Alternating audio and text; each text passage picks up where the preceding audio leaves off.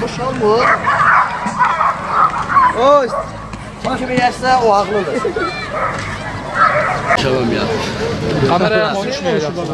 Ay bunu küçük köpek kovalıyor. Bir tanesi bir ifade etti bunu. Geliyorsun.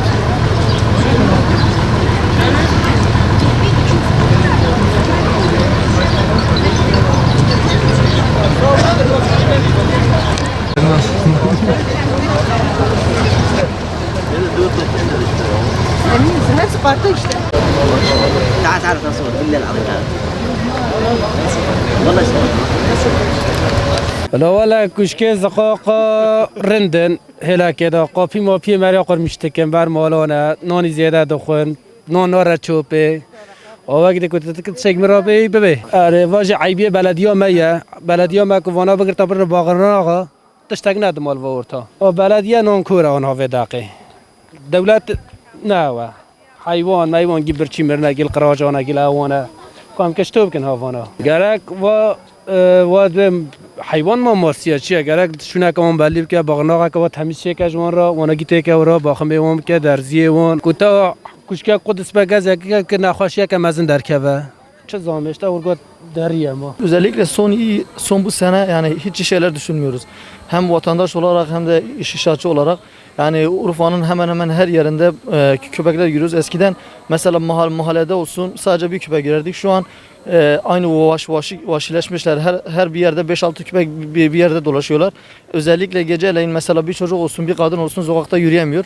Yani bunun sıkıntısını Eyüpiye gibi bir yerde olmamasının yanındayız. Yani hem hayvanlar aç kalıyor hem de bayağı yani sıkıntı yaşıyorlar. Yani biz de halk olarak bundan şikayetçiyiz. Bunun olmamasını istiyoruz. Barınaklar zaten yetersizdi. Eyüpiye'de zaten bir barınak vardı. Onda sağ olsunlar zaten kapattılar. Şu an o da yok. Yani şu an zaten hayvanlar tüm sokaklarda. Yani dediğimiz gibi özellikle çocuklar ve kadınlar bu gibi konularda bazı sıkıntı yaşıyorlar. Bu sıkıntıların olmamasını istiyoruz. Yani kim bu yetkilisiyse bu soruna bir el atmasını istiyoruz. Aynı hayvanlarımız da kurt gibi olmuş köpekler. Yani aç kaldığı zaman hepsi zaten vahşileşiyor. Dediğimiz gibi çocuklarımız da kadınlarımız da bu gibi sıkıntılarda yani bu gibi şeylerde bazı sıkıntılar yaşıyor. Bunun olmamasını istiyoruz. Bunun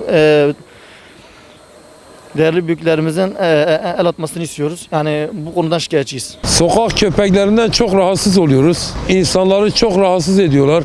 Ben sebze halinde çalışan bir insanım. Gece saat 4'te dışarı çıkıyorum. Evimden çıktığım zaman kapının önünde hangi köpeğin saldırısına uğrayacağımı bilmiyorum. Kapıdan çıktığım zaman 6-7 tane köpek illaki mahallede duruyor. Maşuk'ta oturuyorum. Şehrin en gözde yerinde. Karaköprü Maşuk. Vallahi billahi bu barınakları kapattılar. Köpekleri salıverdiler. Evimizden dışarıya çıkmaya korkuyoruz. Çoluk çocuğum evden dışarı çıkmaya korkuyor. 3 defa muhtarlığa gittim. Bilgi verdim. Boş. Belediyemizden razı değiliz. Belediyemiz bu barınakları açması lazım. Bu köpekleri, bu hayvanları koruma altına alması lazım. Bir insan sever olarak, bir hayvan sever olarak, bir vatandaş olarak bu köpekleri barınakta tutmaları lazım. Yazık yani. Bu halka yazık. Sokak köpeklerinin belediyenin toplamasını gerektiğini düşünüyorum. Çünkü hem insanlara zarar veriyor hem kendilerine zarar veriyorlar. O yüzden belediyenin tek tek her sokağa girip toplaması. Evet, barınak yapma aynen öyle. Aynen bazen çocukları ısırabiliyorlar.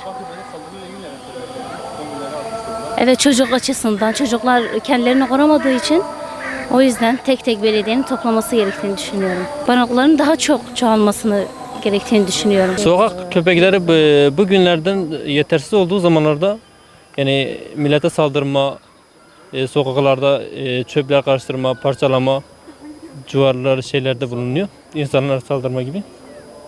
Yani yetersiz şu an biz onlara etmesinden. Devlet kontrol etmiyor. Yetersiz yani barınaklar dediğimiz gibi yetersiz. İşte bu köpek kedi olanların toplaması ve de